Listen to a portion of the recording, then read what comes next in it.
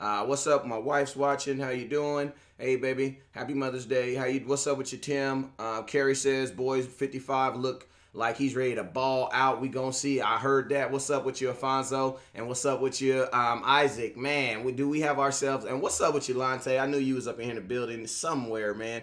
Man, do we have a great show for you guys today? Make sure you guys share. Guys, remember when we hit 25 some viewers in here, I definitely got a hat or something we can give away. Today, I'm rocking a number 17, Mr. Allen Hurns. Rocking that number 17 Allen Hurns jersey with the California Cowboy hat on. So if y'all wondering what the attire of today is, you dig me. But hey, we're going to have ourselves a great show. Remember, as always, today's show is sponsored by the Fantasy Football Convention. It's right down here. I'm actually pointing at the wrong side. It's right here. I'm pointing at the right side, right? I'm pointing at the right side now, right? Wait. There we go. It's right here. Right here at this corner right here. Make sure you guys come out to the Fantasy Football Convention. But guess what? You're going to need tickets. So when you go buy your tickets for the Fantasy Football Convention, make sure you guys use Dallas DCS Scouting as your promo code. Make sure you use DC Scouting as your promo code so that you can get $25 off of your tickets. But, man, make sure you type in that promo code DC Scouting. But, man, we got ourselves a great show today. As always, man, I started off with saying what's up to the nation. What's up with your Miss Tina Sykes? How you doing? Always shout out to the presidents out there. Remember, if you guys are going to the North Carolina Win 1, North Carolina Panthers versus the Dallas Cowboys. I actually said that backwards. But Win 1, if you are going to Win 1, make sure you guys hook up with Miss Tina Mosley to hook up with her. Make sure you guys get down to the hottest tailgate. I'm already tell y'all right now, I've already been a part of one, and it is lit. But let's jump right into tonight's show. Hey, make sure everybody put where you guys are from. Hey, let's get 25 people in here. Let's get 25 people in here so your boy West Coast can give away some hats. Hey, I got the gloves, too. These are the gloves that I gave away last week because I know my camera was tripping last week. But these are the gloves I gave away last week. So I think I got 2 people that should have a pair of gloves that should be coming this way to them. So you dig me. So make sure these are the gloves that I was giving away. Hey, let's try to find 25 people so we can give away something. You guys already know how I go. But let's get it right into it, man. We've already done the introductions, man. You already know who I am. I know who y'all are. Let's get to what we came to do today. And that is the 5 points of the star. Y'all already know on every great star, there are 5 points. So what I do is I break my show down into 5 great points, 5 things that kind of irritating me or on my mind, or 5 things that just kind of make me happy to be a Cowboy fan today. And today, we're going to start this thing off with 5 points of the star. And our first point that kind of stuck out to me was something that a picture that I keep seeing everywhere. And I saw it first on ESPN, man, and it's this win-loss total with Ezekiel Elliott. Hey, make sure, what's up, Dana? Get on everybody, man. Make sure they're sharing. We need 10 more people so we can give out something for free. So make sure, what's up with you, Kayvon? Callaway, Mr. from Maryland. How you doing today? What's up with you, Donald? What's up from the 702? What's up, 702? Make sure you get in touch with them hard hitters out there. It's a gang of them out there in Vegas. But something that's just been irking me on my mind, and y'all already know if it's been irking me on my mind, you know I got to bring it to the nation. What's up with you, Paris, 71757? It's this, look at this. Right now, the Dallas Cowboys with Ezekiel Elliott, we are 19-6. And with Ezekiel Elliott, we are 3-4. Points per game, we are 26.1 and 17 points, 26 points per game with Ezekiel Elliott and 17.5 points without him. That is exactly almost 10 points difference. That is a difference between a touchdown and a field goal without Ezekiel Elliott on the field. What's up with you, Sam? Kind of late, but you here. It's all good. We ain't going to hold it against you. And then without Ezekiel Elliott, look at this, 17.6 yards per game, per average. Now look at this. Something that I think is just really, really telltale about this, that I think even stands out even way more than the wins-loss columns, is Prescott's QBR. Look at this. With Ezekiel Elliott, we are 77%, and with Ezekiel Elliott, we are 48%. Now, if you guys were on the show the other day, you guys already know where we accredit that to. With the Dallas Cowboys, we like to run a whole lot of play action passes, and when you don't have a dog like Ezekiel Elliott out there on the field, it makes it very, very hard to be able to get those play action passes off. So I think, you know, without having Ezekiel Elliott on the field, it really limits our offense for what we're able to do. But I love the pickups that we've done. We got our guy Bo in there. A lot of our downs that we did last year, we ended a lot of downs on 3rd and 6s and things like that. So that lets me know that on those first downs, we were not getting, you know, because our offense is built around us getting 5 yards on the first down. Honestly, our offense is really built on us getting about 5.5 yards on the first down, so that second down can be an easy, really manageable down, like a 2nd and 4 or a 2nd and 5 at worst. Now, the reason why I like Bo Scarborough so much is because Ezekiel Elliott is going to be used more in the passing game. And with him being used in the passing game more often, you are going to have a running back that can kind of offset the linebackers and to keep that defensive line honest. So I love the fact that we did bring in a running back from Alabama who is used to contact. This is a guy who has been playing against LSUs and the Alabamas, the LSUs and the Mississippis and the Auburns of the world. You know, these teams that really have some really intact defensive lines. And I love the fact that at Alabama, these guys are ready to play. They come out ready to run. Now, something else I love about Alabama backs is them dudes are thick around the thighs. So I know we're going to be using Bo a lot in between those tackles, and that's where he's going to be picking up a whole lot of contact. And I love that because it's going to move a lot of that contact away from Ezekiel Elliott, allow Ezekiel Elliott to stay where he is good at, and that is getting those first downs, and let Bo pick up all that nasty stuff. And could you imagine this? Can you imagine this, guys? Imagine a time where Ezekiel Elliott takes a screen play, 13, 17 yards, wiggle whams, and then, you're thinking, oh my God, they're about to bring in a kind of a passing attack or something like that, because their number one running back is tired. Now they bring Ezekiel Elliott off the field, and then they bring Bo in there to run some power. Bum, bum, bum, bum, bum. So right after you just run up and down trying to catch Ezekiel Elliott, now you have to actually tackle. Now we're about to get into some hard-nosed football. So it's like, there's not going to be a lot of teams that are even going to have the personnel, I think, to really stay with that type, to be able to contain that. You got to have one type of personnel alone to be able to stick with Ezekiel Elliott. And then you're going to tell me on top of that, now you're going to have some big body DNs to kind of bang with a Bo. And don't forget, Rod Smith's a banger too. So I think it's going to really create for some really good, healthy matchup problems for our Dallas Cowboys. And man, I'm absolutely love it. And absolutely, Dana, my boy said my boy Connor Williams will be leading the way. I think we had some other people jump in here. My boy Scott, what's up with you, man? How you gonna be late on the first day of work, man? Come on, man. Well, I'm just playing with you, man. But what's up with you, Scott? Hey. Sorry I'm late. Don't trip. He said I was grilling some NY strips. Go Cowboys. Anthony says, what rookies are most excited about? Man, I'm going to get into that, actually, into this show a little bit. That's part of the five points of the star tonight. Hey, guys, we only need 3 more people, so find 3 more people so I can give away this nice hat tonight. And remember, we gave away the gloves yesterday, so I might do a question for the gloves. And then I'll do the hat for attendance. So as soon as we got 26 people in here. What's good, Richard? You just made us eligible to be able to give away something for free. So don't trip. By the end of the show, I will be giving away this hat, and I will do a question or something for these lovely gloves. And they got the tackiness. Look at that. Ooh wee. But back to the points. Back to the part. What's up with you, Adrian? What's up with you, hard hitter? But just a couple, just to start this thing off, the first thing I was talking about, if you kind of missed the intro, the first thing I was talking about was just the difference between the Dallas Cowboys, our winning percentage, and Dak Prescott's QBR when Ezekiel Elliott isn't playing. Now, something else, what's up with you, Tim? Great job, man. Something else that you guys probably saw that went out this weekend also is Malik Collins. He did break his foot technically for the 3rd time. If you put both foots together, if you put both foots together and you say how many times has he broken his foot, technically he didn't broke both foots a total of 3 times. If that's not oxymoron. How can you break 3 feet 2 times? Because you broke one twice.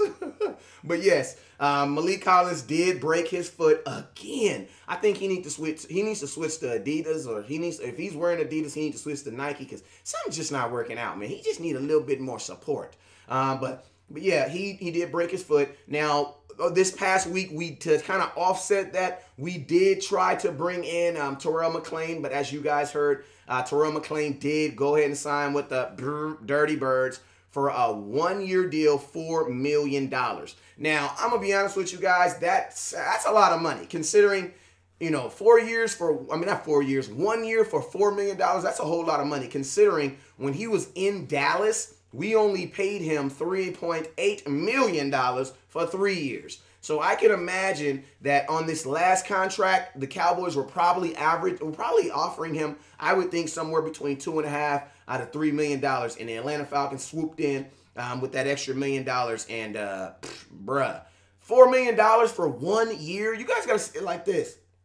I couldn't as much as, and you guys know I wanted him to come in because I wanted to see what everybody be able to do. I wanted him to come in so that everybody could go back to their natural positions with him being at that one technique. But I'm gonna be honest with you, we're paying this guy $6.5 million. And he is projected to be our #1 wide receiver as far as statistically. So if you're gonna tell me you're gonna pay a guy $4 million for sparingly play, I can't do it.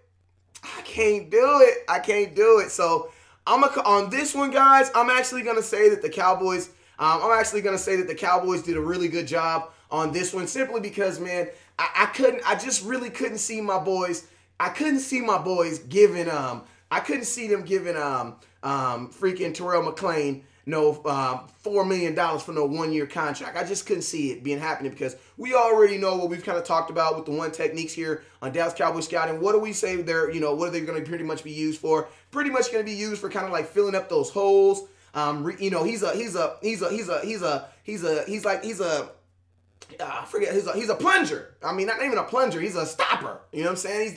He's that little plastic thing that you put in the bottom of your tub before you take a bath so that the water will come out. You don't pay $4 million for that. You get one of those at the 99-cent store. You may pay $2 for one if it says it's gonna last for a long time, but I guarantee you don't pay $4 million for that. You know what I'm saying? So on this aspect, I am kind of happy, because technically we would have been overpaying. And then you guys got to remember, West Coast, what was I saying, guys? I was saying this. If we do sign this guy, it has to be at least, I wanted 3 years, to be honest with you. I wanted 3 years. I said 2 years at the least. But there's no way I'm going to sign a one technique for a 1-year deal. No way. You know what I'm saying? And I think that was kind of strange that he would even take that deal, because we all know here at Dallas Cowboys Scouting that, one techniques don't get stats like that. Like, he got $40 million off of the stats he got with us, but like, you don't get stats like that. So for him to put himself back in a position where he's going to be back on the open market, hey, brother, if you like it, I love it. But I'm just happy on this one that the Cowboys passed. I'm happy we went to El Paso, Texas on this one. So, it was, I'm not gonna lie, it was, if they would have said 2 years, $4 million, I would have said, Jerry, why you didn't take that deal? You know what I'm saying? But at $4 million 1 year, I can't do it. Now, Malik Collins, this is a pretty big thing for him. Why? Because, bro, you're a pro who's on your first-year deal. And you've now been in the NFL 3 years going on and have broken your feet. I say feet, not foots, but feet 3 times. I feel very sad for this young man, because I don't see the Cowboys signing him through another contract. And it's like, I hate it for him, because, man, Malik Collins on a good side with a good defensive end is a monster. If you look at DeMarcus Lawrence, at the beginning of the season, he led the NFL, through weeks 1 through 3, all the way to 4, actually. on almost 5.5, 6 sacks. And then he even had the Arizona game where he had 3 total sacks by himself and like 2 pressures. Now, guess where he attributes that all to? Where he said, where I was able to, what helped me the most. You know what he said? His one technique. Who was who? Malik Collins. You know, there is something about a guy who can get out there and who can take on 2 guys, you know, unselfishly, so that a defensive end can get skinny, get in there and get the quarterback. And I'm going to be honest with you, man, Malik Collins, he does it for the best. He does it with the best. Now, we about to have our question of the day, question of the day, question of the day, question of the day, question of the day. It's kind of early. It's kind of early. It's kind of early, but I'm going to do it anyway. Actually, I'm going to do it anyway because I'm going to do 2 hats today. Question of the day, question of the day. We got 27 people.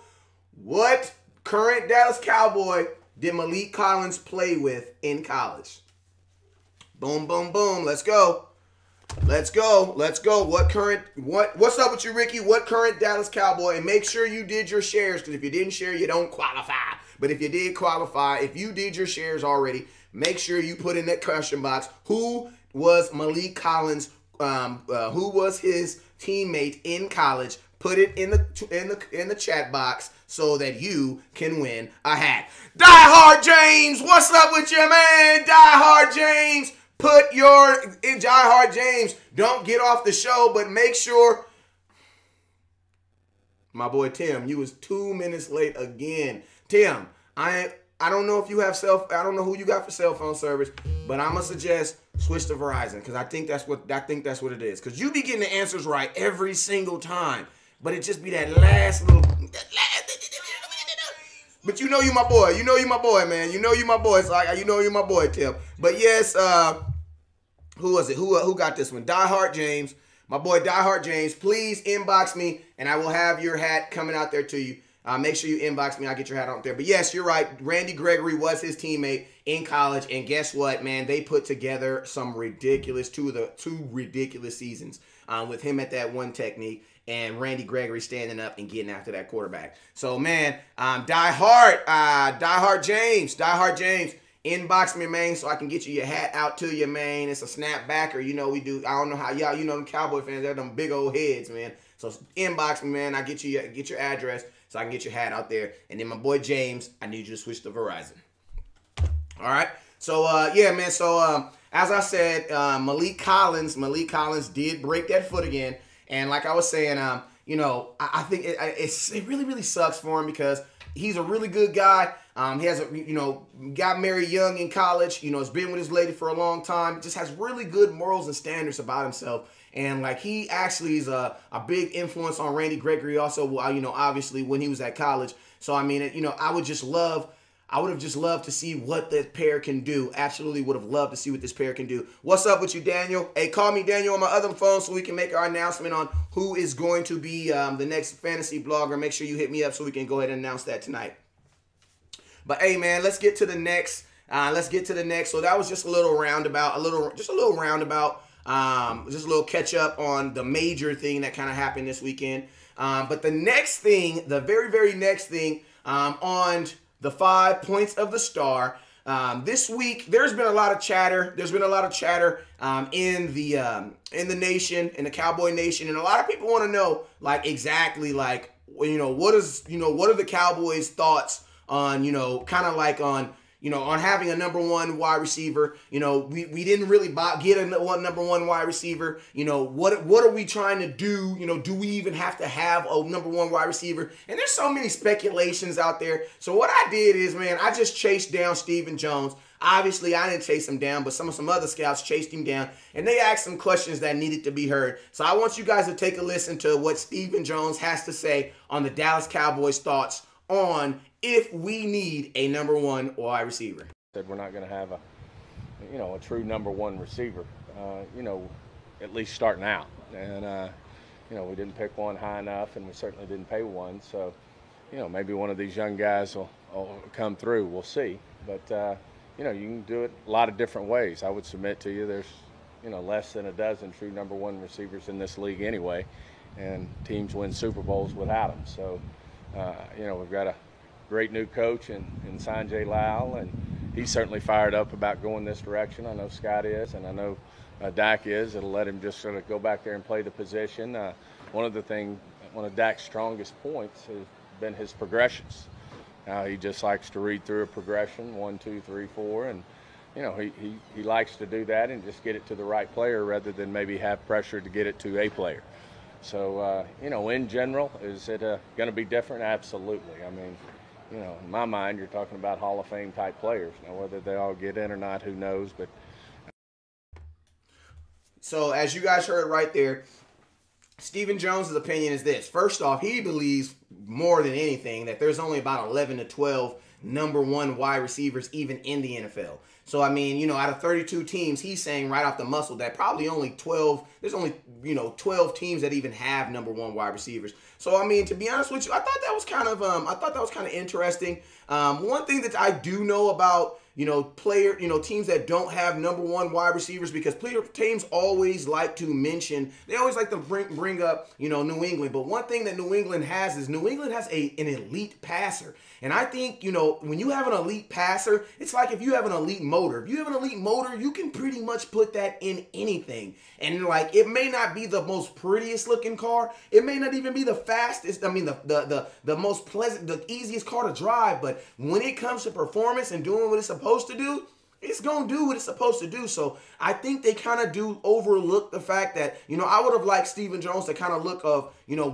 has there ever been a time when there was an elite receiver and an elite quarterback who won a Super Bowl? But I mean, I'm not saying that to say that Dak Prescott is not an elite quarterback, but I'm just saying I don't feel right now that Dak Prescott is that elite wide receiver. I mean, that elite quarterback that you can just supplement not having an elite wide receiver. Now, I definitely think that the Cowboys are trying to create an elite wide receiving core, because as of right now, elite wide receivers cost money. And if you look at the amount of money that we're paying our receivers, we're not really even paying any of our wide receivers to be elite. We're paying some of our elite receivers to be, pretty darn good, pretty in that top 15 pack. When you're paying someone $6 million, between $2 to $6 million a year, you're paying them to be pretty much in the pack, in the middle of the pack as far as a receiver.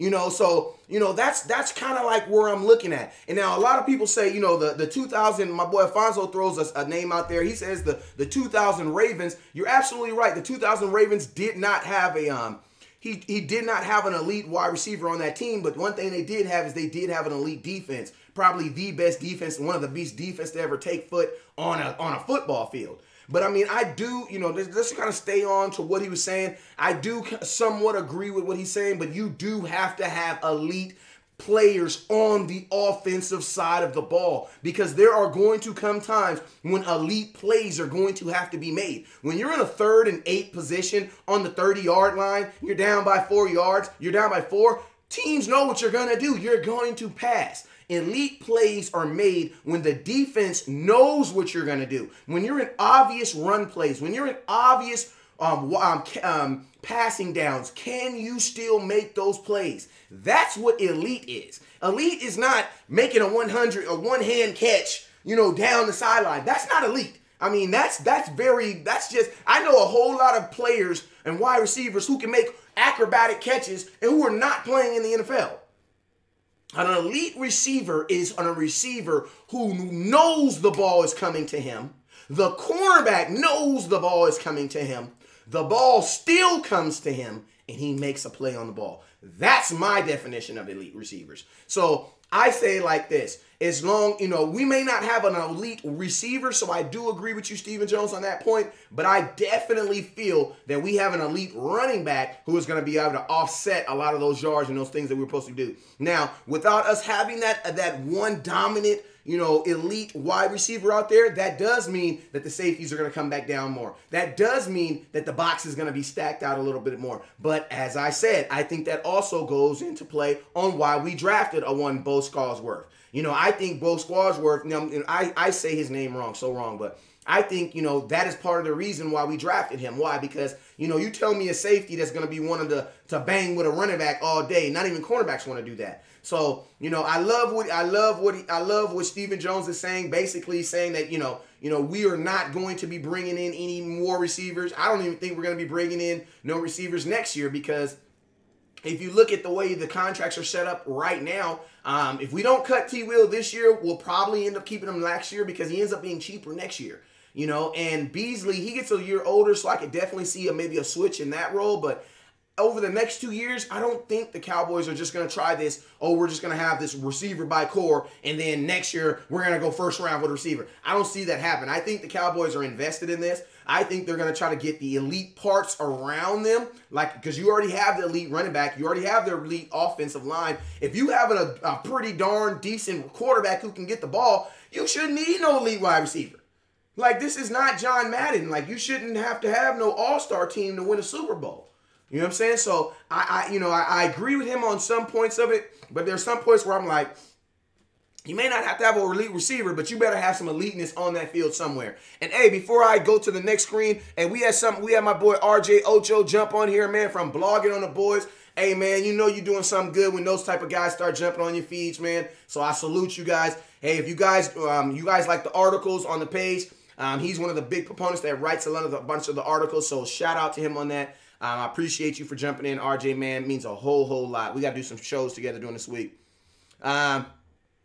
Joe says defense wins championships. Joe also says third down was Larry Fitzgerald. You know it. That means elite receivers like Larry Fitzgerald. That's exactly what I'm thinking he's talking about also. Scott says we look set up to play Saints-style football with 2 stud backs and a bench of solid passing options. I like that too. But you got to remember one thing that the Saints do have is they do have a quarterback that has really good placement. Now, I think with Ezekiel Elliott is going to be able to help you with that. I also think, there's not a lot of times where you get an elite quarterback and an elite wide receiver on the same team. Usually one of them isn't as good.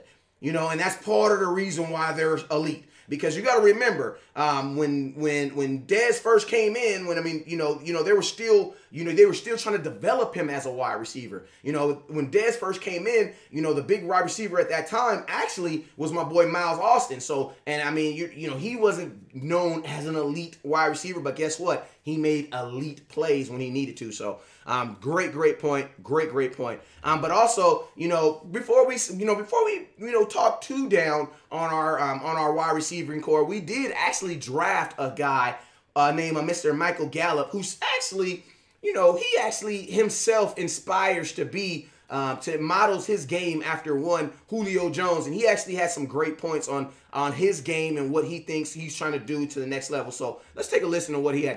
Somebody told me I should ask you about Julio Jones. Maybe that's a guy that you model yourself after, a guy that you like to watch. I like to try to model myself after him. It's pretty hard to do that, Julio Jones.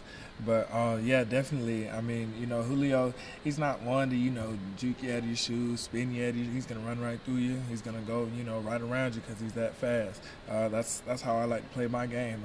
I'm not gonna stray from any contact. I'm gonna play some big boy football. Hey, and don't get me wrong, I'm a short guy. I'm not trying to criticize you. Julio's 6'5", but so, I thought the comparison was interesting, but just maybe give us more of an idea of, what type of receiver are Cowboys fans going to be looking at when they see you? Definitely a competitive wide receiver. Obviously I'm not the biggest, not the fastest. Everybody knows that. But, I'm very competitive. I'm not going to let one person bring me down. I don't want them to make a highlight tape off of me, stuff like that. There's a bigger ego inside me than, what I'm going to tell you out here. On the field, it's a little bit of a different story. Yeah, man. So my boy Scott says that my boy says if the line gives Dak all day, you don't need a number 1 wide receiver. That's absolutely right. That's part of the reason why we brought in big Mr. Nasty Connor Williams. My boy also says he thinks he's going to be a sleeper. I honestly think he's going to be a sleeper too. I like Mr. Gallup. He's a hands catcher. He's a guy that goes after the ball. One thing I like about him too is, Julio Jones is very different. You know, you guys already know I'm not the biggest fan of Julio because he's not a scoring wide receiver. But one thing I will say about Julio Jones is, man, he is a yak. He is a yak. You know, he be drinking that yak, man. That yards after catch. I mean, he be on it. I mean, anytime you get a guy who averages, you know, 1,100, 1,200 yards per season, that is a dude who is getting after it. So, I mean, you know, I definitely think Mr. Gallup, a guy who had, I think he had 1,100 yards his first in 2016. Then he had 1,500 yards, you know, last year. I mean, he's definitely a guy who I think that the Cowboys are going to be able to get something out of it. Now, you know, I think a lot of people are saying right now that they think that Hearns is going to be the number one wide receiver. But one thing I will say, man, about Mr. Gallup, man, is don't sleep on Mr. Gallup because he is coming out there to prove a point. Colorado isn't, you know, it's not the biggest school, and they're not even really known for having, I mean, they're not really even known for having big time receivers. So a guy to really catch that amount of yards and that many stuff out of Colorado, that's some big time playmaking ability too. So I'm really interested to see what he is going to be able to bring to our offense. And most importantly, man, I'm really interested to see what it's going to do to this competition because, you know, when you don't have big names in your wide receiving core, the best thing that you can do other than going out and overpaying for someone is bringing in competition, making sure that everybody is going to compete at a high level, and that's every single practice. Now, next on to this other star that I've been, you know, kind of been going over my own mind. I know probably a lot of you guys have probably even thought and heard and, you know, kind of thought about it too. So I wanted to kind of look at, you know, a lot of people have been wondering, like, why is it in the draft, free agency, we did not address the need of a free safety or safety at all, man. Like, we brought in every position. Middle linebacker, we brought in a wide receiver, we got running backs. Like we even took a guy from safety and put him to the cornerback position. So technically we down one. So it's like, you know, I know a lot of people have been wondering, like, you know, what are the Cowboys' thoughts and what are their thoughts like centered around the safety position and like what are we going to be doing? Are we going to be going after someone? Are we moving someone? I even see it in the comments right now. My boy Diehard James says Heath, X, Woods, and Kayvon Frazier rules complete at safeties. That is a great point, James, but you guys already know we like to hear it straight from the horse's mouth. So let's hear what Stephen Jones has to say about the Dallas Cowboys possibly needing a safety or even possibly bringing one in. Is there still a chance that you guys could add a veteran at that position? Absolutely. I mean, I think, you know, we don't ever, you know, quit looking in terms of player acquisition. You know, one of the things that is unique is when you have players with versatility, it makes you probably feel a little better. You know, you talk about Byron and Chidobe. We certainly want them honed in on what we want them to do this year. But at the same time, if we saw, you know, just the right fit, you know, they're at the free safety position or even the strong safety position, because we know Jeff's got flexibility as well, then we'll certainly look at that. But, you know, for the most part, when you look back, you know, on this offseason in terms of the free agency aspect of it, in terms of the draft aspect of it, you know, we feel really good about what we were able to get done. And, you know, you pointed it out, free safety, maybe, you know, if the right spot were there at some point, would we have done something? Absolutely. But it just didn't, you know, didn't work out that way, and we certainly didn't want to push the issue and had to make a few tough decisions on whether to go, you know, another need or the free safety need. But we feel like overall, you know, we're very comfortable, confident where we are, but, you know, there's still a lot of work to do between now and the start of the season. And we've got some really good football players on this team. I think the competition levels will be high, and, you know, who knows, at the end of the training camp area, if you're real strong in a particular area, you could do something along those lines as well in terms of trading a player for a player, something along those lines. But we certainly are confident in where we are, but we certainly know we got a lot of work to do. So as you guys heard, Mr. Stephen Jones, it was some very interesting points that I heard in that interview right there. One thing that I like that he said is, you know, that they are going to give, you know, for a lot of you guys in the chat box right now who are wondering, let me get it up so I can see. For a lot of you guys who are wondering right now, are the Cowboys going to give these new guys an opportunity? And the answer is yes, they are going to give these new guys opportunity. But at the same time, I'm going to tell y'all right now, you know what I'm saying? And don't get mad at me when I say it either, but we still got chance for Earl, baby. Hey, don't get mad at me. You can get mad at me all you want, man, but you can't get mad at me for wanting an all-pro player, man. And, I mean, to think of this, right? The thing about this, man, would I have wanted the Cowboys to trade their second-round pick considering the players we got for it now? No. But if you're going to tell me after the draft that the Dallas Cowboys still may have a chance and still might have an option to get Earl Thomas after the guys that we've already picked up, that's a win, man. Like, that's a win. You know, and I'm going to keep it real with you guys. You're like, you know, we really can keep on talking about Earl Thomas until training camp start, because if Earl Thomas, if he don't show up, he going to be a man without a job. And you going to tell me he going to sit out this whole year? I don't think so. You think Seattle going to let him do that for a whole year? I don't think so. They will trade him before they do that.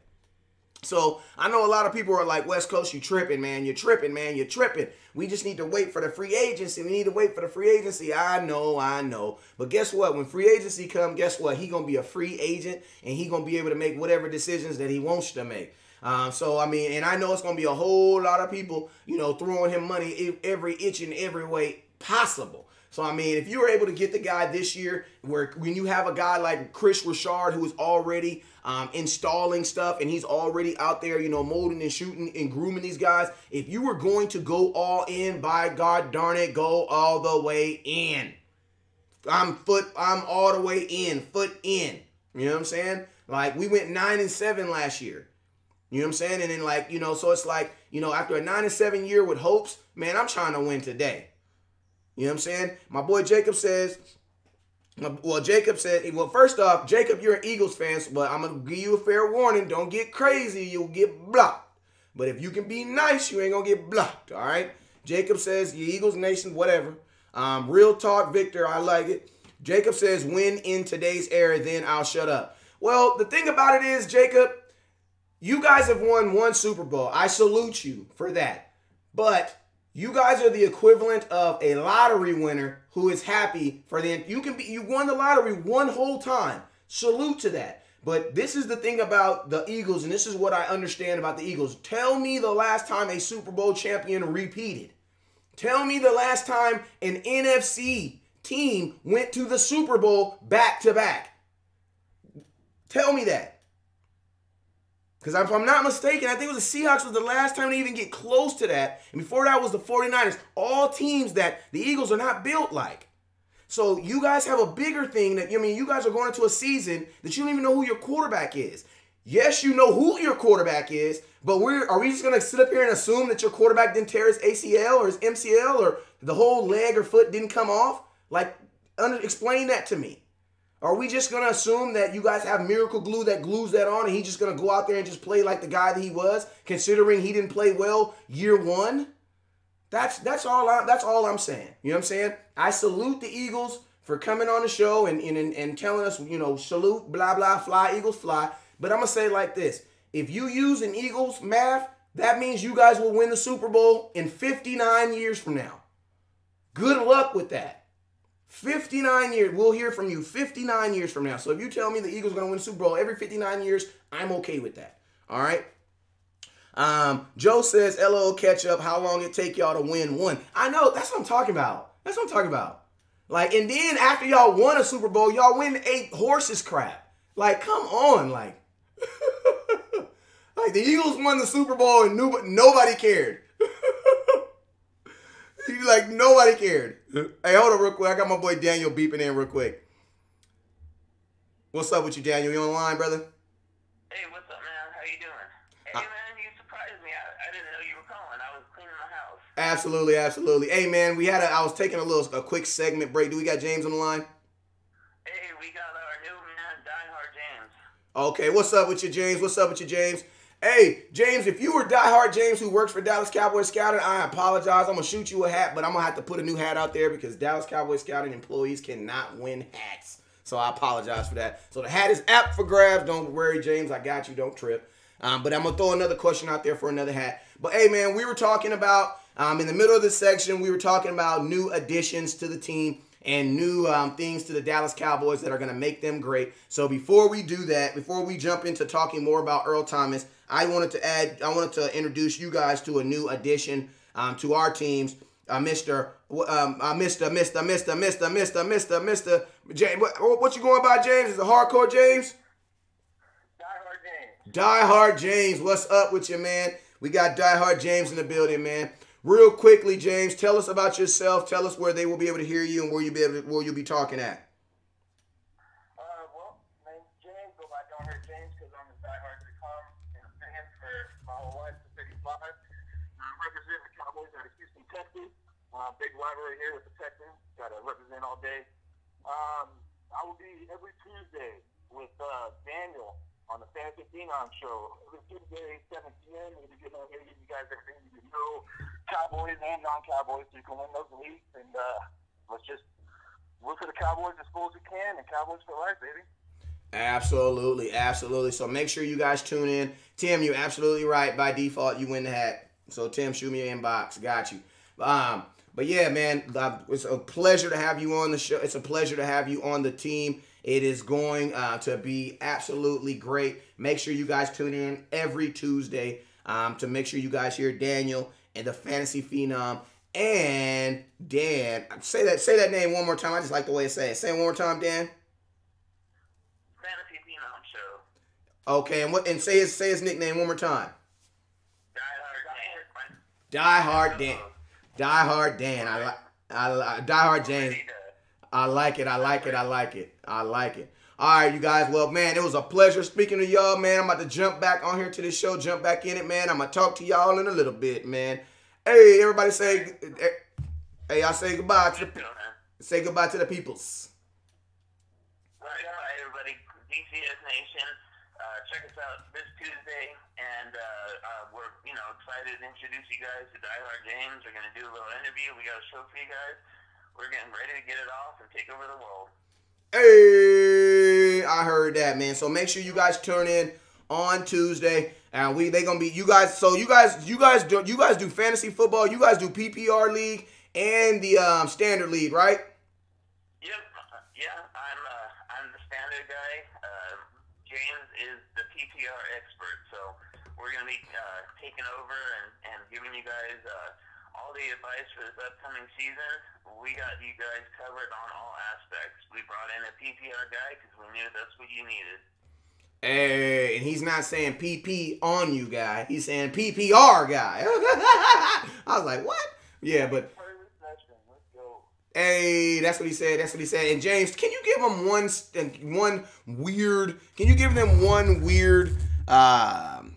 weird stat about yourself? So it's something weird about you in fantasy football that makes you just so much different than the average fantasy football player. Well, like I said, I'm diehard as they call me. Being diehard fantasy football, I'm such a Cowboys fan. I refuse to use any Giants, Eagles, Redskins players. What? So you play So you play entire fantasy football leagues without drafting Giants, Washington, and Eagles players. Correct. I passed on Odell. Yeah, no Texans. And he said, and I'm gonna throw the Texans in there. And I can't believe that's injuries including. I'm still trying to win, man. So I'm excited to share this moment with you guys. And let's learn who we can together, and always Cowboys first, man. Obviously you pick whoever you want, but I just prefer to not use any of those players. But. Absolutely.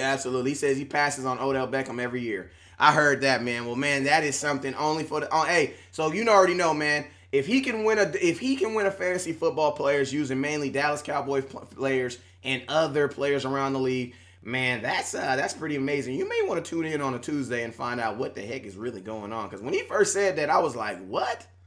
You mean he ain't winning too much money? And then he said he winning money, and I'm like, what? I might need to sit around and listen to his story real quick, find out what's really going on. But yeah, man, so it's a blessing having you on the team, man. Appreciate you. I will see you on Tuesday at 7 p.m., man. Hey, so hey, man, for the people who missed, we did add another blogger to the page. My boy James Gotta get, you already know, that's why I love him. I can always get the names wrong. But hey man, it's a blessing to have him on the page. Make sure you guys tune in on Tuesdays. But just to get back into what we were talking about Stephen Jones, and we were talking about the addition of maybe a new safety or someone in the defensive position. So I want to run that one more time for those people who didn't get to see it. Is there still a chance that you guys could add a veteran at that position? Absolutely. I mean, I think we don't ever quit looking in terms of player acquisition. One of the things that is unique is when you have players with versatility, it makes you probably feel a little better. You talk about Byron and Chidobe. We certainly want them honed in on what we want them to do this year. But at the same time, if we saw, just the right fit, they're at the free safety position or even the strong safety position, because we know Jeff's got flexibility as well, then we'll certainly look at that. But, for the most part, when you look back, on this offseason in terms of the free agency aspect of it, in terms of the draft aspect of it, we feel really good about what we were able to get done. And, you pointed it out, free safety, maybe, if the right spot were there at some point, would we have done something? Absolutely. But it just didn't work out that way, and we certainly didn't want to push the issue and had to make a few tough decisions on whether to go, another need or the free safety need. But we feel like overall, we're very comfortable, confident where we are, but, there's still a lot of work to do between now and the start of the season. And we've got some really good football players on this team. I think the competition levels will be high, and who knows, at the end of the training camp area, if you're real strong in a particular area, you could do something along those lines as well in terms of trading a player for a player, something along those lines. But we certainly are confident in where we are, but we certainly know we got a lot of work to do. Man, so as you guys can hear, Stephen Jones, it sounds like the plan for 2018 is to let this thing play out, let these guys battle, which you should. All right, right now, like as much as I want Earl Thomas, like right now, I want Earl Thomas, but then I don't want him. I want to see what these young guys are going to do. But I mean, in the back of my head, if he is available, don't get me wrong, I want him. You know what I'm saying? But I just like at the tight end position, I don't want us to make any sudden moves right now. All right, I'm going to just come real with you. I want Earl Thomas. I think it's going to be a good move regardless. I think, regardless of what we can do in the backfield, but I understand the way that we're playing it. You know what I'm saying? We're playing it the exact same way we're playing it with all the positions. We're trying to see, do we have Earl Thomas on our team? Like, that's the first thing we're trying to find out. Do we have a guy out here who can play with some good ball hawk ability and some good ability to get out there and track the ball? We're looking for more of a center field safety, someone who has an eye for a ball, someone who is looking for turnovers, someone who's looking to make turnovers. You know what I'm saying? So, I understand where the Cowboys, why they, what the things that they've done over the couple years. And to be honest with you, I think that was the whole reason on why they moved Byron Jones to safety, because I think the Cowboys wanted to I think they thought maybe they had an Earl Thomas type in Byron Jones, but it didn't work out. So they moved him back to safety. But, I mean, one thing I do know is the Dallas Cowboys, for the first year, we actually have somebody who is going to be responsible for coaching these guys. And that's the one, Mr. Kris Richard. Now, this guy is a hard-nosed, tough guy. Like, he's the type of dude, when he talks to you, he going to look you in his face, and he going to expect you to for you to look him in his face. Like, the way he comes at his job is just wonderful. And I think it is exactly what these young guys need, man. And there was a great interview, a tidbit that I heard on him and I saw over this weekend. I want you guys to take a look at it, you guys. I want to introduce you guys to Kris Richard, the new, honestly, I'm going to keep it 100. This is really your new defensive coordinator. But you ain't going to disrespect Rob Marinelli because he's still there. But, man, this is Mr. Kris Richard and his thoughts on why he chose the Dallas Cowboys, and more importantly, are you bringing the LOB to Dallas, man? Interception totals haven't been real high for the secondary the past few years. Anything in particular you think you can do or to change that, so to speak? Well, we have to take advantage of our opportunity. And so we've had our chances to bring the ball home. We just need to make sure we capitalize on them now. So when we put our hands on it, we have to make sure we bring them in, bring them to the sideline, or put them in the end zone. What did the Legion of Boom really represent to you, and how many of those, what characteristics can translate over to the Cowboys now? It was a standard of excellence. and a standard of love, a standard of brotherhood. That's all it meant. It was that each one teach one. Everyone cares for one another, and everyone can count on one another. So more than being accountable, it was more about being dependable. So there's one thing, again, mistakes and all this kind of stuff happen. Oh, I'm accountable, that was my fault. Well, how about being dependable and not allowing the mistakes to happen? So it's kind of going above and beyond the relationship factor, you know, and being real with one another. Create a real brotherhood. Be true to one another. It doesn't mean everybody's going to be around or be a part of the team, but it does mean you create relationships that do last. And that's what it's about. It's about creating relationships that last, that create football life.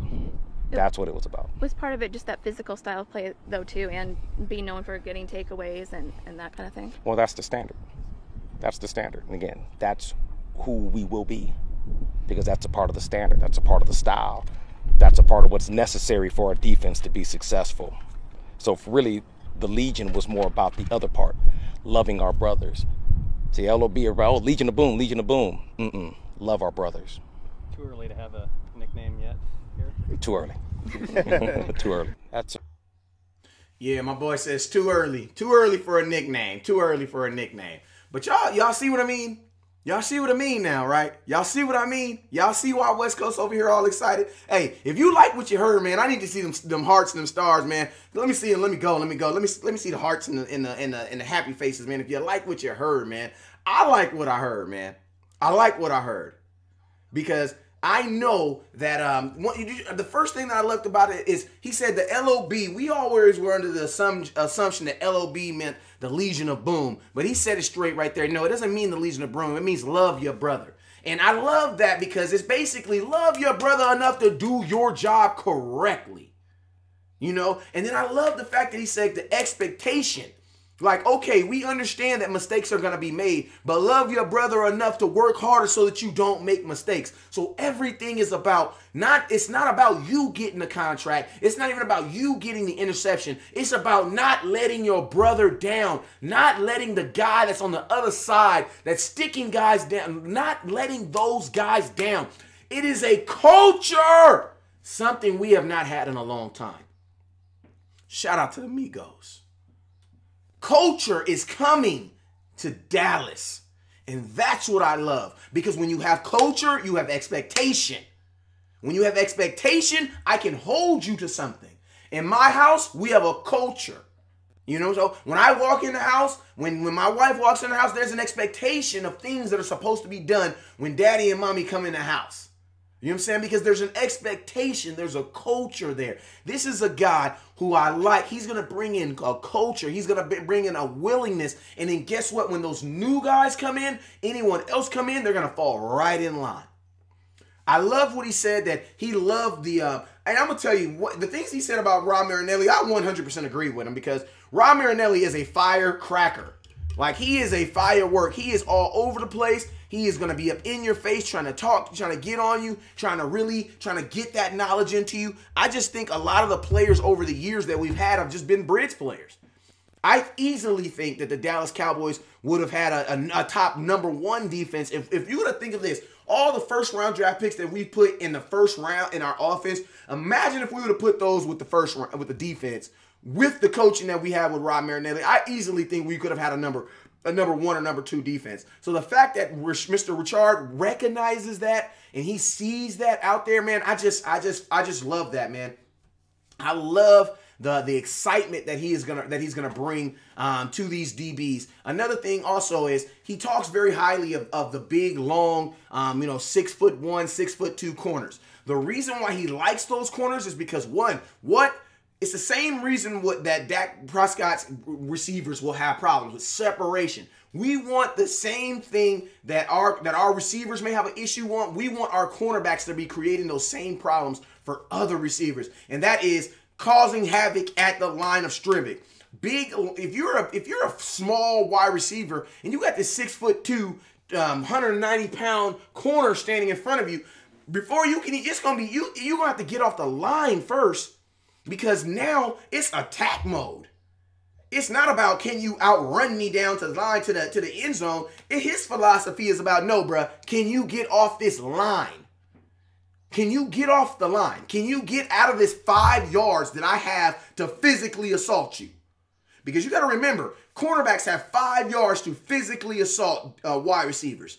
A lot of cornerbacks just don't take advantage of it. Kris Richard, he is going to make sure that his DBs take advantage of that. And that is where the winning is. If you're winning off the line, because I'm going to tell you, what are most quarterbacks in 2018 going to do if you don't get open from the line of scrimmage? The exact same thing our quarterback's going to do. They're going to look the other way and go somewhere else. That's what he's going to do. Remember when we listened to Stephen Jones' interview, he said that, hey, Dak Prescott likes to look through his progressions. He likes to be able to look at where he's going. He doesn't like to know he has to go here or he has to do that. He likes to look at, survey the field, see what's open, and throw the ball. Well, guess what? Our cornerbacks, every quarterback loves to do that. Well, our cornerbacks with Kris Richard is going to be able to make that harder, which is going to do what? Give that quarterback is going to have to think about where he's putting the ball at, which is going to do what? Give an opportunity for our defensive line and our pass rush that we already know is legit more time to get to the quarterback. Man, I think our secondary this year may not get a whole lot of interceptions, but I do believe that our defensive line is going to get a whole lot of more sacks for the simple fact that these boys are going to be, that them quarterbacks are going to be holding onto the balls more because Kris Richard is going to teach these boys how to reroute and how to stop these wide receivers from even getting on the line. Because I'm going to tell you like this, if you stop a wide receiver from getting on the line, it's the equivalent of going, you guys seen the WWF fight? Well, in the WWF fight, they always come down the ramp, and they put the music on. Hey,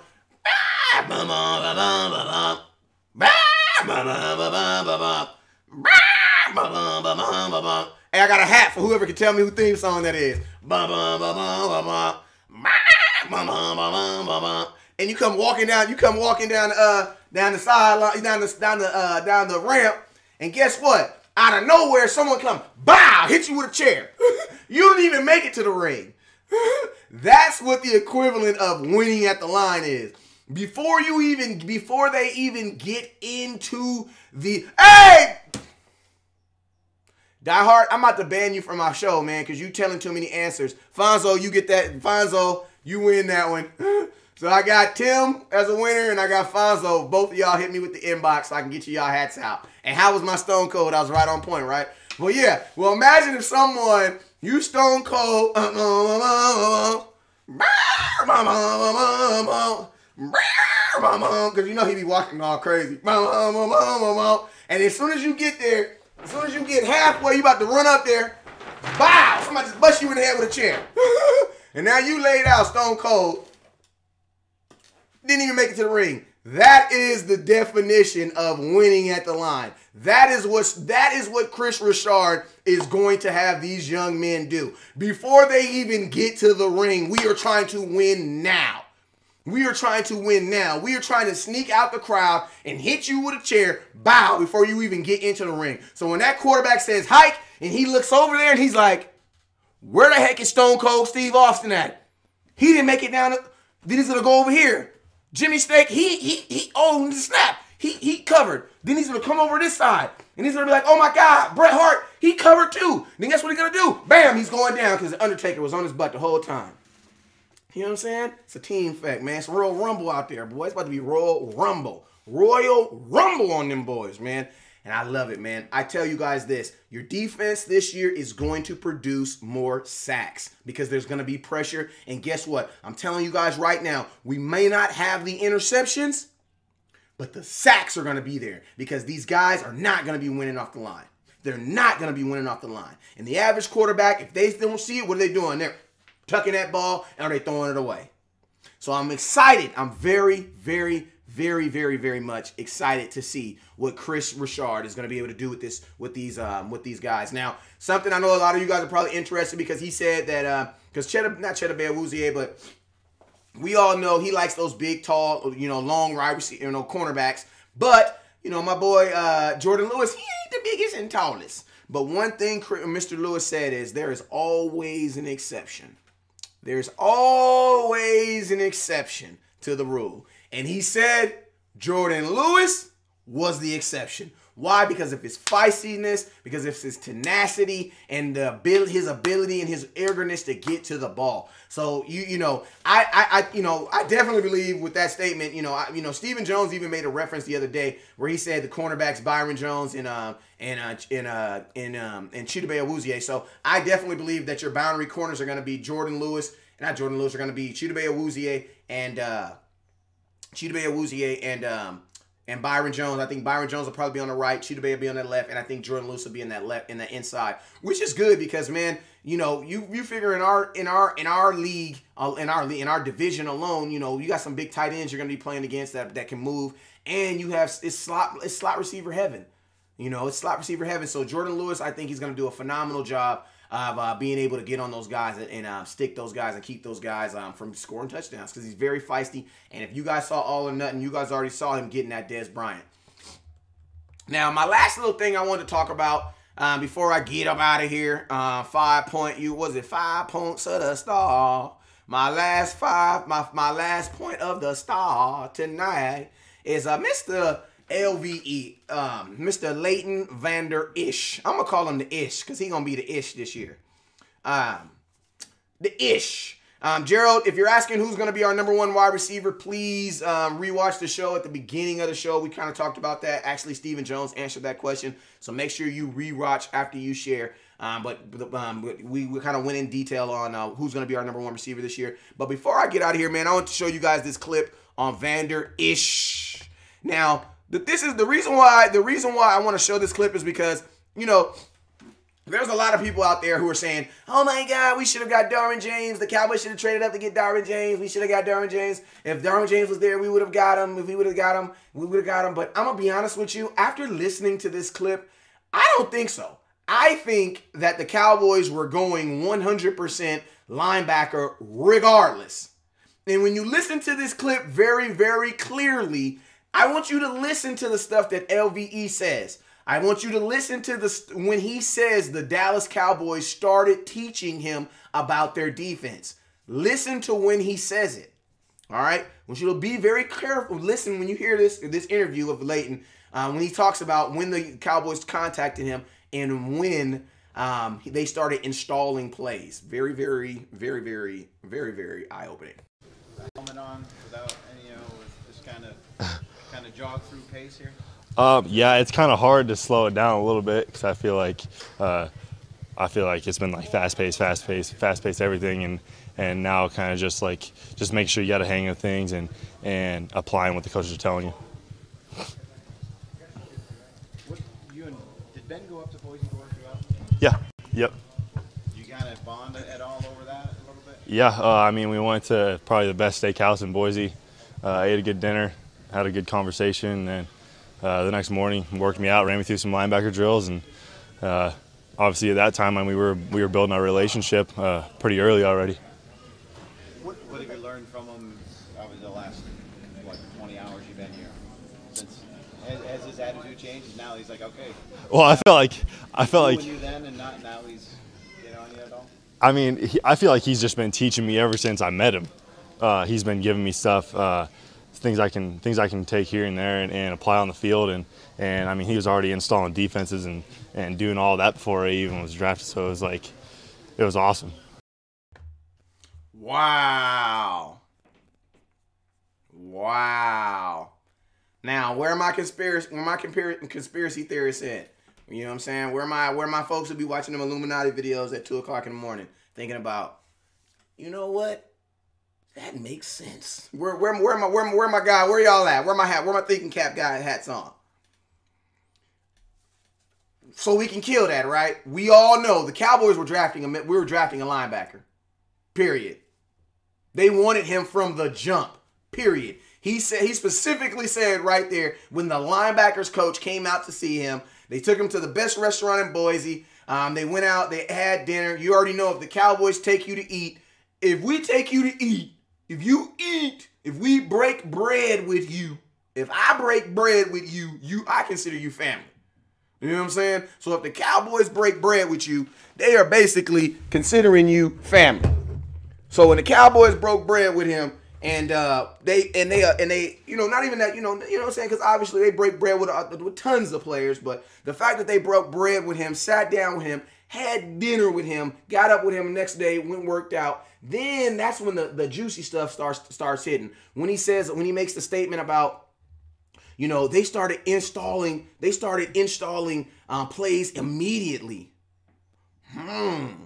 Like they started teaching them how to read immediately. Cowboys went into this draft looking for a linebacker. Period.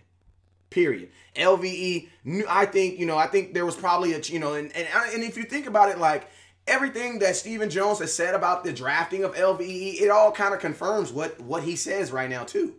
You know, because the fact that Stephen Jones said, hey, you know, when we saw him on the board, we were just more excited about getting him and not really concerned about moving up or anything like that, because our number one focus was that linebacker position.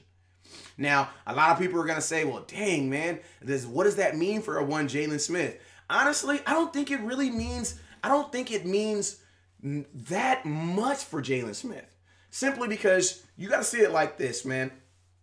I think this says more on Sean Lee than it does Jalen Smith, because Jalen Smith is still a guy who's only played 1 year of football. You know, Sean Lee, I know you guys don't want to talk about this, but within the next 2 years, Sean Lee is going to be an unrestricted free agent.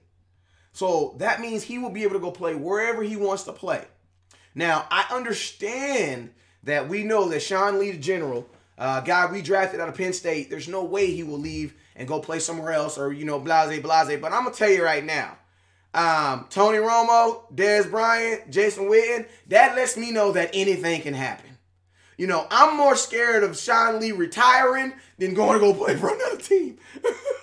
Because right now, like, the networks, they want our players. You know, so in 1 or 2 years, when that time comes for Sean Lee, you know, does he weigh that option of, man, I've gotten hurt a lot of times. I've done this a lot of times. I've seen guys like Tony Romo, Jason Witten, guys, you know, even Miles Austin's is on the net. He's somewhat on the network.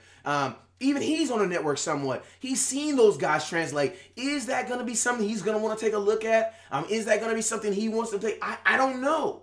You know, but I don't think that the Cowboys are looking at a Sean Lee and saying, I think Sean Lee is going to play 4 more years, 5 more years at an elite middle linebacker position. I don't think they're thinking that. And if they were thinking that, there's no way we pick LVE. No way. Because if you look at him athletics-wise, LVE is almost like the universal soldier of Sean Lee. You know, so everybody keeps saying, oh, what does this mean about Jalen Smith? No. The fact that they paid Jalen Smith a year to do nothing but rehab and get his leg better lets me know we're all in. We're going to dive into that boat. We are all in. Jalen Smith, there's no way you bring a guy on your team, keep him on your team for a year, rehab him, pay for him to get rehab, pay somebody to get him right, to then leave him, to lead him out there and to not resign. I just don't see that happen. I honestly, and you're right. You're absolutely right.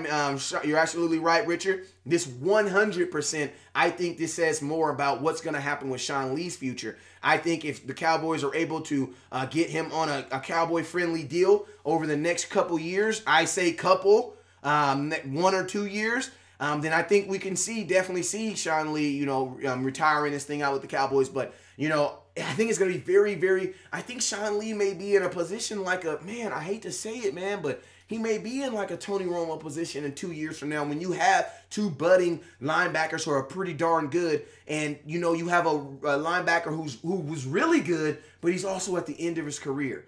And I'm going to tell you guys, you know, as much as we love, you know, the only person I think that gets that pass is Jason Witten, and Sean Lee is no Jason Witten. So, you know, I think right now, but the cool thing about it is for 2018 and possibly 2019, you got 3 really good linebackers to play 2 linebacker positions. So, I mean, the favor is kind of in your hands. I think the Cowboys kind of have the up on this one. So, I kind of like where we're at on this. But, you know, that's kind of just hit me in my head. Like, man, everybody keeps on saying, well, what does this mean for Jalen Smith? I'm like, I don't think this means nothing for Jalen Smith. The Cowboys, I mean, this will be the first year he played. You got to think, last year, he played with a brace all last year. So then this year, he's going to do another first when he gets to play a whole year without a brace. So it's like you're not even thinking about making a decision on Jalen Smith right now because you haven't in your mind seen him at his 100%. That's where I just think right now. I think the Cowboys, they haven't seen him at his 100%. So I think, you know, I'm just saying, you know, I think this is more of a more of a move toward let's really help see if Sean Lee can help us and get as much information into these young linebackers until we, you know, find out what we're gonna do with Sean Lee over the next 2 years. Alfonso says, Richard says, I mean, he goes to strong side. Remember what happened when Rolando McClain, Bruce Carter went to the strong side linebacker. Absolutely right. Tim said, I wanted him at scouting combine. Richard says, I mean Sean Lee. Alfonso says, with LVE, we can run a 4-3 more than we do the nickel. Yeah, but the Cowboys really don't. I don't know, man. We're such a hybrid between a 4-3 and it's like we switch it up so many times. Curtis says, we all in with Jalen Smith. You're absolutely right. I think we're all in for Jalen Smith. Absolutely. The simple fact that we redshirted him a whole year knowing that he wasn't going to be able to play lets me know that we're all in on Jalen Smith. Tim says, I agree with you, Curtis. That's what's up. Get him a like. Ricky says, we may get busy with our blitzes. And that's true too. And that's something else. That's something else too. I'm not really under the impression I want to see Sean Lee blitzing too much more, man. We got these young guys, man. Let's let these young guys get after the blitz. And then more importantly, man, like, let's just have a healthy pass rush. Like, before anybody talk to me about blitzing, let's talk about Tank Lawson and freaking David Irving and Tapper, hopefully, doing their job and getting to the quarterback. You know, and then we ain't even got a blitz. We just be able to just get after the quarterback on a 4-man rush. That's a perfect world, man. So, Richard says, let me see what else we're doing. Die Hard says, I wanted him from the jump. Ricky says, for anyone that's seen the show, Blue Mountain State does not look like a linebacker on that show. LOL. Okay. Curtis got to see the end of this, but has been working. Man, I heard that. 14 hours. Joe says, damn, I missed it. What happened? My phone died, but I'm back on it. Nothing really happened, man. We just kind of going over some statistics and stuff like that as far as what's going on with the linebacker position. But, you know, I think the Cowboys are going to focus more on not necessarily blitzing, but just getting a healthy pass rush. So what I was saying last year, man, not necessarily a one-man coming off the right-hand side or just always knowing you're going to get that one-hand man coming off that right-hand side or that left-hand side. I think the Cowboys are going for more of an applied pressure where you don't really know where that pressure is coming up, whether it be coming up the middle or coming up the end, because you got to see it like this, man. We have an opportunity right now to have a guy like Tank Lawrence on that one side, freaking D-Law right here. Then you're going to have freaking Sean Lee coming off the blitzing linebacker. Then you have, Coney Eat. I mean, you have so many different, the different things that you're going to be able to move around and really be able to match this thing up. That I think that it's going to be very, very hard for a lot of these offenses to scheme around this and to try to stay in front. So I'm very, very excited to see what's going to bring for this 2018, man. But, man, it's a Sunday. It's Mother's Day. I need to get up in there and fall back into the Mother's Day shenanigans. Not shenanigans, good things. But, man, all the mothers out there, if we got any mothers watching, man, salute to y'all. Because without Mother's Day, I wouldn't even be doing a show because I wouldn't be born. So salute to the Mother's Day. But, hey, man, we about to get up out of here, man. I will see you guys tomorrow on my regular show. Make sure you guys tune in. I'm supposed to have a special guest tomorrow at some point this week. He said for sure he's going to be locking me down this week. So I'm supposed to be having a special guest tomorrow. So you guys be on the lookout for that. As soon as I lock him down, I'll announce it. But it's going to be a blessing, man. I appreciate you guys. My boy Ricky says before he gets out of here, I'm not worried about a lack of pass rush. I know they're going to be there, but an extra body coming at the quarterback makes him hurry. His progressions and passes help our secondary get picks, which is time for us. Absolutely. And absolutely. But remember, guys, like I said, man, I'm honestly, man, I'm not even really staking the claim on interceptions this year. I'm more staking the claim that we're going to get them interceptions. I mean, get them sacks because – you know, I think Kris Richard is going to have these guys winning off the line and making sure that these wide receivers aren't even getting off the lines. Because you got to remember, a lot of these wide receivers can't run good routes. You know what I'm saying? So if you aren't good route, getting off the line is going to be a problem for you. You know what I'm saying? That's going to be a problem. And I think that's what the Cowboys are going for, to make it difficult to get these guys off the line. So once that happens, then guess what? You got a guy named Tank coming at you. You got D-Law coming at you. You got Tyrone Crawford coming at you. And a Mr. Randy Gregory. Yeah, boy. Yeah, boy. Yeah, it's going to be nasty this year. It's going to be nasty this year. Hey, to all my scouts, I salute y'all. Y'all already know I'm Tyson the West Coast Cowboy. Never look down because the stars are up. To my 2 hat winners, don't trip. I got you. I will be putting y'all's in the mail tomorrow. Hey, I love y'all. Never look down because the stars are up. Remember, watch Tuesday for the Fantasy Hour with Dan, the Fantasy Man, and James. You got to put your names in here one more time.